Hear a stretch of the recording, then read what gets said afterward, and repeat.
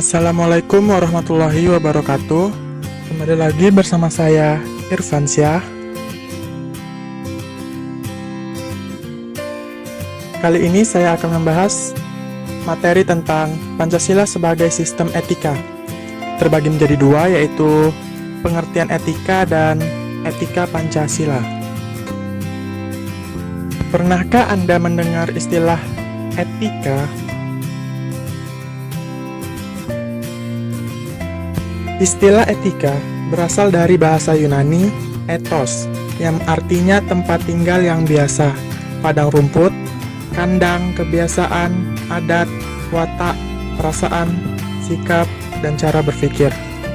Secara etimologis, etika berarti ilmu tentang segala sesuatu yang biasa dilakukan atau ilmu tentang adat kebiasaan. Dalam arti ini, etika berkaitan dengan kebiasaan hidup yang baik, tata cara hidup yang baik, baik pada diri seseorang maupun masyarakat.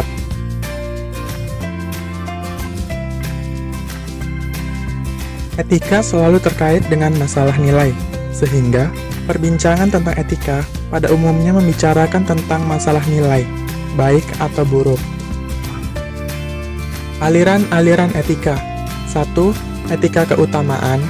2. Etika teleologis. Ketiga, etika deontologis. Etika keutamaan.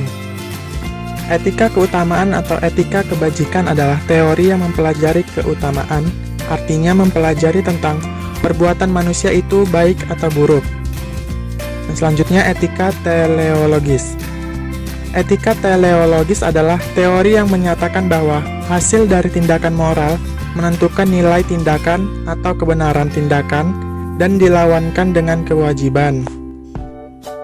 Yang terakhir, etika deontologis adalah teori etis yang bersangkutan dengan kewajiban moral sebagai hal yang benar dan bukannya membicarakan tujuan atau akibat.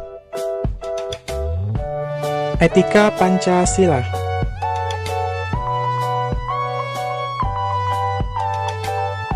Etika Pancasila adalah cabang filsafat yang dijabarkan dari sila-sila Pancasila untuk mengatur perilaku kehidupan bermasyarakat, berbangsa, dan bernegara di Indonesia. Pentingnya Pancasila sebagai sistem etika. Yang pertama, banyaknya kasus korupsi yang melanda negara Indonesia sehingga dapat melemahkan sendi-sendi kehidupan berbangsa dan bernegara. Yang kedua, masih terjadinya aksi terorisme yang mengatasnamakan agama sehingga dapat merusak semangat toleransi dalam kehidupan antar umat beragama dan meluluhlantakkan semangat persatuan atau mengancam disintegrasi bangsa. Yang ketiga, masih terjadinya pelanggaran hak asasi manusia atau HAM dalam kehidupan bernegara, seperti kasus penyerbuan lembaga permasyarakatan Cebongan, Yogyakarta pada tahun 2013 yang lalu. Yang terakhir, kesenjangan antara kelompok masyarakat kaya dan miskin masih menandai kehidupan masyarakat Indonesia. Etika Pancasila diperlukan dalam kehidupan bermasyarakat, berbangsa, dan bernegara sebab berisikan tuntunan nilai-nilai moral yang hidup. Namun, diperlukan kajian kritis nasional terhadap nilai-nilai moral yang hidup tersebut, agar tidak terjebak ke dalam pandangan yang bersifat mitos. Misalnya korupsi terjadi lantaran seseorang pejabat diberi hadiah oleh seseorang yang memerlukan bantuan atau jasa si pejabat agar urusannya lancar. Si pejabat menerima hadiah tanpa memikirkan alasan orang tersebut memberikan hadiah. Demikian pula halnya dengan masyarakat yang menerima sesuatu dalam konteks politik sehingga dapat dikategorikan sebagai bentuk suap. Mengapa diperlukannya Pancasila sebagai sistem etika?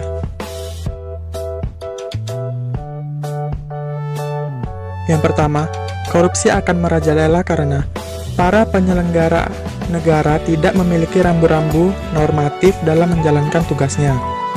Yang kedua, dekadensi moral yang melanda kehidupan masyarakat, terutama generasi muda sehingga membahayakan kelangsungan hidup bernegara. 3. Pelanggaran hak-hak asasi manusia dalam kehidupan bernegara di Indonesia ditandai dengan melemahnya penghargaan seseorang terhadap hak pihak lain. Keempat, kerusakan lingkungan yang berdampak terhadap berbagai aspek kehidupan manusia seperti kesehatan, kelancaran penerbangan, nasib generasi yang akan datang, global warming, perubahan cuaca, dan lain sebagainya. Demikianlah tadi sedikit materi yang dapat saya sampaikan. Saya akhiri. Wassalamualaikum warahmatullahi wabarakatuh.